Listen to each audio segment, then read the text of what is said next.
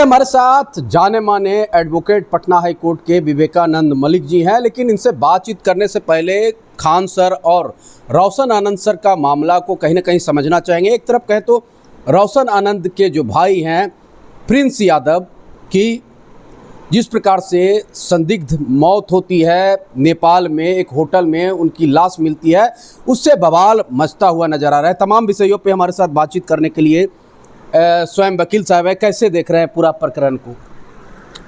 ऐसा है कि प्रिंस यादव की हत्या नेपाल में हुई है या मौत हुई है जी। नेपाल के किसी होटल में उनका मृत शरीर पाया गया है जी। और इस संदर्भ ये बड़ा दुर्भाग्यपूर्ण है कि उसका मृत शरीर वहाँ पाया गया है। लेकिन विशेष रूप से हम ये कहना चाहेंगे कि जब तक कोई तथ्य सामने नहीं आता है, कोई प्रमाण सामने नहीं आता है, इस संदर्भ में कुछ भी स्पष्ट रूप से किसी पर आरोप लगाना या किसी को कहना कि इसमें ये लोग इन्वॉल्व हैं या ये लोग संलिप्त हैं, ये नहीं माना जा सकता है। सोशल मीडिया पे काफ़ी भ्रामक खबरें चलाई जा रही है, काफ़ी मतलब कहे तो गुटबाजी हो रही है खुल करके, जो कि कहीं ना कहीं काफ़ी निंदनीय है। जब तक कि पुलिस जांच नहीं करती है, नेपाल पुलिस पूरी तरीक़ा से इस मामले को संज्ञान में ली है, जांच कर रही है, हर पहलू को जांच कर रही है। आगे यहाँ क्या होने वाला है उस मामले को लेकर के, क्योंकि वो जो खास करके रोशन आनंद सर के जो भाई थे प्रिंस यादव, वो भी एक्यूज थे खान सर के प्रकरण मामले में, और आज खान सर का भी स्टेटमेंट आया है। उन्होंने कहीं ना कहीं बात कही है कि यह जो घटना घटा है वो काफ़ी निंदनीय है। इसको कैसे देख रहे हैं? ऐसा है, व्यक्तिगत तौर पर मैं भी इसको निंदनीय और दुर्भाग्यपूर्ण मानता हूँ। और इसमें खान सर का इसमें क्या संलिप्तता है या नहीं है, ये तो राइट नाउ कहा नहीं जा सकता है ना। लेकिन ये बात दोनों के बीच में एक प्रतिस्पर्धा है, खान सर में और रोशन आनंद में एक व्यावसायिक प्रतिस्पर्धा है। और प्रतिस्पर्धा होने की वजह से जो है सो अलग अलग गुटों के लोग अलग अलग दोनों जो एक दूसरे के खिलाफ लड़ रहे हैं, उसमें एक दूसरे के खिलाफ जो है सो सोशल मीडिया पर डाल रहे हैं अपनी अपनी बातें। लेकिन वो सब भ्रामक बातें हैं। जब तक कोई तथ्य नहीं आता है सामने, कोई प्रमाण नहीं आता है, इसमें किसी पर आरोप लगाना वकील साहब एक बात हमको आप समझाइए कि यह मामला 2 जून से शुरुआत हुआ, पथराव से शुरुआत हुआ। खान सर ने एक्सेप्ट किया था कि गोलीबारी हुई, 8 से 10 राउंड गोलियां चली। हालांकि उसके बाद खान सर पलट जाते हैं इस मामले को लेकर के। लेकिन जो रोशन आनंद सर को जो खास करके जेल हुआ था, हालांकि उनकी बेल हो चुकी है, जो जेल हुआ था वो किस ग्राउंड पे उनको जेल में भेजा गया था, यह जानना चाहती है लोग। खास करके रोशन आनंद सर के जो गुट के लोग हैं या रोशन आनंद सर के जो सपोर्ट कर रहे हैं उनको, और उनके जो छात्र जो हैं वो जानना चाहते हैं। देखिए, दोनों आदमी शिक्षक हैं और कोचिंग चलाते हैं। एक दूसरे से प्रतिस्पर्धा है। पथराव या गोलीबारी की जो घटनाएं हैं वो प्रतिस्पर्धा स्वरूप है। और पथराव में तो रोशन आनंद सर नहीं कहीं दिख रहे थे, न कैमरे में न कहीं, तो उसके बाद भी उनकी इतनी जल्दी झटपट गिरफ्तारियां, ये क्या दर्शाता है? ये इसमें मेरा कुछ बोलना बड़ा उचित नहीं होगा, क्योंकि ये पुलिसिया कार्रवाई है। पुलिस किस आधार पे उनको गिरफ्तार की ये बताना थोड़ा कठिन है। लेकिन जब कोई कॉग्निजेबल ऑफेंस होता है तो उसकी गिरफ्तारी हो सकती है और पुलिस ऐसे मामले में गिरफ्तार करती है। जहाँ तक गोलीबारी के प्रकरण में खान सर की बात है, वो गोलीबारी स्वयं तो किए नहीं थे और उन्हें जो है जिला न्यायालय से, जिला जज, सेशन जज के यहाँ से उनके गिरफ्तारी पर रोक लग गया है। तो बात यह है कि आपका जो कानूनी लड़ाई जो है, दोनों का अपना अपना कानूनी लड़ाई है, अपने अपने तरीके से लड़ रहे हैं। उसमें इनको भी बेल मिल गया है और खान सर को भी एसटी मिल गया है। दोनों अब अपना अपना अपने अपने घर में हैं और सुरक्षित हैं। और इस पर ये नहीं कहा जा सकता है कि क्यों है, किस लिए है। ये सब अंदरूनी बातें हैं, उन दोनों के बीच में प्रतिस्पर्धात्मक लड़ाई है। इस पर कुछ विशेष रूप। लेकिन लोग वकील साहब ये कह रहे हैं कि इन दोनों की लड़ाई में कोई तीसरा फायदा उठाना चाह रहा है, कोई तीसरा जो लोग है, तीसरा कोई शक्ति जो है वो कहीं ना कहीं दोनों को डैमेज करना चाह रहा है। इसको कैसे आप देखते हैं?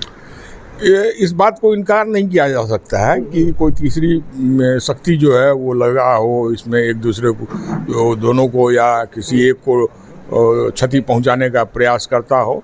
इस बात को रूल आउट नहीं किया जा सकता है। लेकिन अभी तक ऐसा कोई आदमी सामने नहीं आया है जो कि जिससे ये पता चले कि ये जो है इन दोनों के प्रतिस्पर्धा में वो फ़ायदा उठाना चाहता है। लेकिन प्रिंस यादव की हत्या को कैसे देख रहे हैं? हत्या है या सोशल मीडिया पे बहुत सारे खबरें चलाई जा रही है, कोई कह रहा है कि ओवरडोज मतलब ड्रग्स लेने से उनकी मौत हो गई, कोई तरह तरह के बीमारियां का जिक्र कर रहे हैं। इसको कैसे आप देख रहे हैं?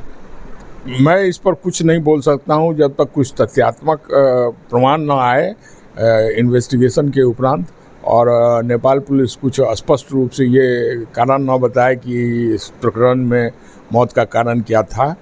कुछ भी कहा नहीं जा सकता है। एक अंतिम सवाल का जवाब दीजिए। दो शिक्षकों की लड़ाई के बीच में एक जो तीसरा व्यक्ति थे, जो रोशन आनंद सर के जो भाई थे, वो कहीं ना कहीं, हालांकि वो भी एक्यूज थे, वो भी कहीं ना कहीं इसमें इस केस में संलिप्त थे, खान सर प्रकरण मामले में, और कहीं ना कहीं पुलिस के डर की वजह कहे या पुलिस की गिरफ्तारी की वजह से वो कहीं ना कहीं भागे फिरे हुए दिख रहे थे।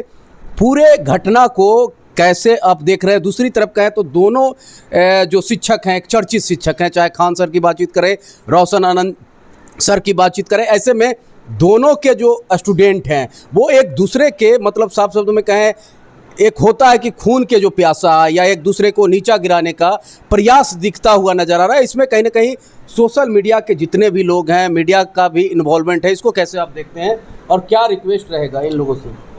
देखिए, खान सर और रोशन आनंद दोनों शिक्षक हैं और दोनों कोचिंग संस्थान के संचालक हैं। दोनों अपने अपने तरीके से इस व्यवसाय का संचालन करते हैं और उनके पास अच्छे खासे संख्या में उनके स्टूडेंट हैं। वो स्टूडेंट लोग, बड़ा नेचुरल है, शिक्षक और छात्र का संबंध होता है तो छात्र अपने शिक्षक को इज्जत की निगाह से देखते हैं और उनको प्रतिष्ठित समझते हैं, और ऐसा ही रोशन आनंद के साथ भी है। तो उनके जो शिक्षार्थी हैं या विद्यार्थी हैं, वो सभी लोग अपने अपने शिक्षक के समर्थन में आगे आते हैं, और हो सकता है इसमें दोनों संचालक अपने छात्रों का गलत दुरुपयोग करते हों। इस बात को रूल आउट नहीं किया जा सकता है ना।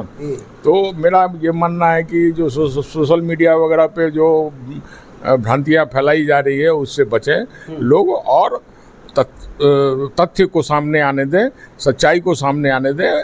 इसमें पुलिस का जो इन्वेस्टिगेशन है, जांच जो है, पुलिस जांच जो है, वो ही कुछ। रोशन आनंद सर को बेल मिला है वकील साहब, किस ग्राउंड पे बेल मिला होगा? थोड़ा हमारे दर्शकों को आप ब्रीफिंग कीजिए।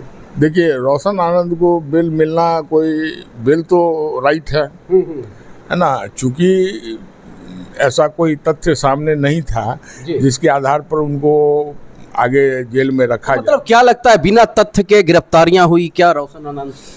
नहीं, तथ्य संवेदनशील तथ्य, कहने का मतलब ये नहीं है कि तथ्य नहीं था। पहला ऐसा केस देखने को मिला कि इतना झटपट में गिरफ्तारियां हुई है। हाँ, देखिए 47 वाले मामला में तो गिरफ्तारियां नहीं होती, उसमें भी प्रशासन को पैर फूल जाते हैं, आगे आला कमान से इजाजत लेना पड़ता है, उसके बाद गिरफ्तारियां होती है।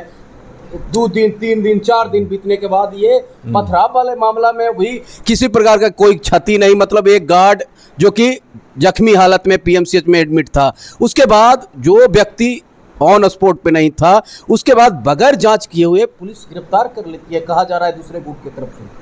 नहीं, ऐसा आरोप जो है विपक्षी लोग जो लगा रहे हैं वो अन्यथा नहीं है। ये सत्य है कि पुलिस जो है सो उसमें इस प्रकरण में कुछ ज़्यादा ही तत्परता दिखाते हुए रोशन आनंद का गिरफ्तारी किया, और रोशन आनंद मेरे समझ से ऐसा लगता है कि वो शायद ये सोचे कि जब हमने कोई अपराध नहीं किया है तो फिर अपने को डर क्या है ना। तो वो पुलिस के साथ सहयोगात्मक थे, लेकिन सहयोगात्मक होने का नतीजा ये हुआ कि पुलिस उनको अरेस्ट कर ली। ना और वही जब तो कह रही है, लोग कह रहे हैं, जानना चाह रहे हैं कि एक पक्षु कार्रवाई क्यों हुई। एक तरफ पत्थर चला, दूसरी तरफ गोलियां चलाई गई, गोलियां वाला का बचाव हुआ, पत्थर वाला को जेल हो गया भाई। तब सबसे ज्यादा रोशन आनंद सर ने खोया ना, अपना भाई को खो दिया, मतलब अपना जो बहन की शादी होने वाली थी उसको डेट को बढ़ा दिया गया। मतलब साफ शब्दों में जिस प्रकार की घटना हुई प्रिंस यादव के साथ, इसको कैसे नहीं, इस पर कोई भी टिप्पणी करना मेरे लिए उचित नहीं है, क्योंकि ये व्यक्तिगत बात है, पारिवारिक बातें हैं। यदि उनके भाई का उनको भ्रातृ शोक हुआ है रोशन आनंद जी को, तो ये कहीं ना कहीं उनके कर्मों का नतीजा हो सकता है, या फिर ये आप कहें कि शायद ऐसा ही होना था, ये कहा जा सकता है। लेकिन ये नहीं कहा जा सकता है कि इसने ही करवाया है, उसने करवाया है, या किसी ने करवाया है। यह बात बोलने का कोई आधार नहीं है अपने मतलब जब तक पूरा मामला सार्वजनिक नहीं हो जाता, पब्लिक डोमेन में नहीं आ जाता है, जब तक जांच के इन बिंदुओं पर जांच नहीं होता है, पुलिस कोई निर्णायक सबूत नहीं ले आती है, चार्जशीट नहीं फाइल करती है दोनों प्रकरण में, तब तक इसमें कुछ कहना बड़ा मुश्किल है। ये क्या कुछ कहिएगा उन लोगों से जो सोशल मीडिया पे भ्रामक खबरें फैला रहे हैं और खास करके एक दूसरे के ऊपर मतलब तंज कसे जा रहे हैं?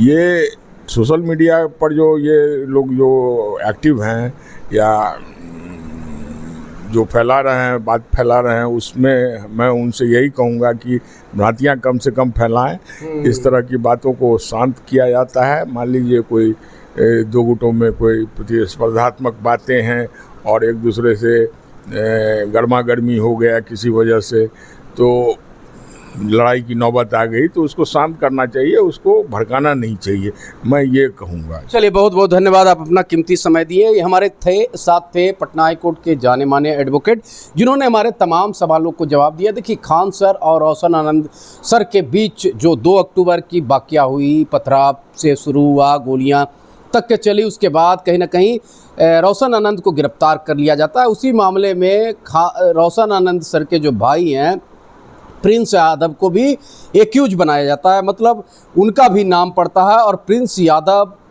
1 सप्ताह से फरार चलते हैं, पुलिस के गिरफ्त से बाहर चलते हैं। और कहीं ना कहीं जिस प्रकार से संदिग्ध उनकी मौत दिखाई जा रही है, हकीकत क्या है वो तो जांच का विषय है। नेपाल पुलिस भी जांच कर रही है, पोस्टमार्टम रिपोर्ट भी आना है। ऐसे में रोशन आनंद सर के जो भाई हैं प्रिंस यादव की मौत हो गई है, और कुछ लोग इसे हत्या बता रहे हैं, तो कुछ लोग कहीं ना कहीं मौत बता रहे हैं। हालांकि उनके जो परिजन हैं उनका रो रो करके बुरा हाल हो चुका है। और 2 शिक्षकों के बीच प्रतिस्पर्धा में तीसरा जो व्यक्ति था वो अपना जान खो चुका है। ऐसे में खास करके 2 व्यक्तियों की लड़ाई में खान सर का ये कहना है कि कोई तीसरा जो व्यक्ति है वो पता नहीं किस प्रकार से ये क्या करवाना चाहता है। और समय का चक्र को देखिए, किस प्रकार से समय दिन प्रतिदिन बदलता जा रहा है, किस माहौल में क्रिएट होते जा रहा है। हमारे तमाम सवालों को जवाब दिए पटना हाईकोर्ट के जाने माने वकील